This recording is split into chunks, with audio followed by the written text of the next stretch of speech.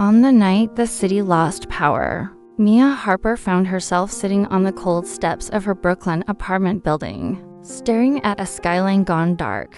At 32, Mia had learned how to survive disappointment quietly. A broken engagement 2 years earlier had left her cautious, careful, and convinced that real love was something she had missed by a few wrong choices. She worked remotely as a UX designer, lived alone, and had mastered the art of being fine. The blackout was supposed to last a few hours. It ended up lasting all night. That was when Ethan Cole walked downstairs with 2 candles and an awkward smile. "I figured we'd need these," he said, holding them up like a peace offering. Mia had seen him before, the quiet guy from 4 Bites. Early 30s, kind eyes, always polite in the elevator, but never intrusive. The type of man who seemed invisible in a city that rewarded loudness. "Thanks," she replied, surprised by how comforting his presence felt. They sat on the steps together, sharing candlelight, city silence, and stories neither had planned to tell. Ethan spoke about leaving Chicago after his divorce, how he came to New York hoping anonymity would help him heal. Mia admitted she had stopped believing in meant-to-be moments.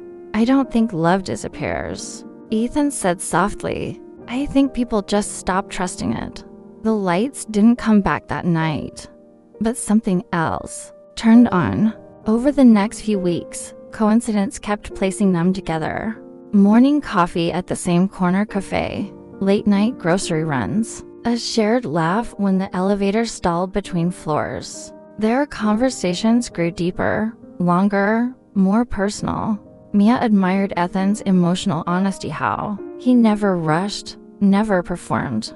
Ethan admired Mia's intelligence and warmth, the way she felt deeply but spoke carefully, as if guarding something precious.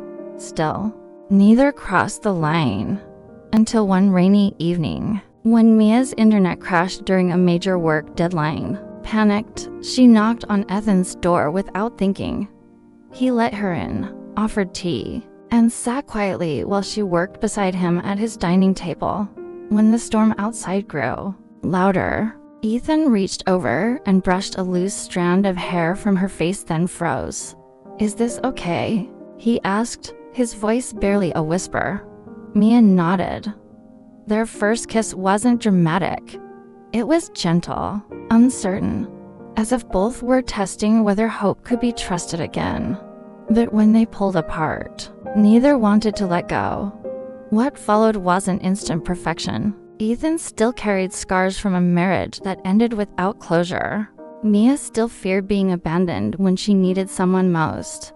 They argued once about expectations, about timing, about whether this was real or just comfort. But instead of walking away, they talked.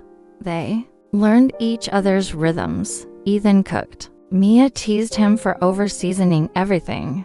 They spent Sundays walking through parks, dreaming out loud about futures they were afraid to want. One night, as city lights reflected off the river, Mia finally admitted the truth. "I'm scared," she said. "Not of you. Of losing this." Ethan took her hands. "I'm not going anywhere," he said, "even if it's hard."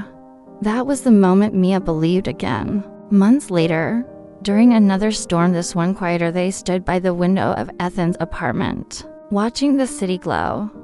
Mia rested her head on his shoulder. Funny how love didn't arrive with fireworks or certainty. It arrived with patience, with listening, with staying. The city never fully sleeps.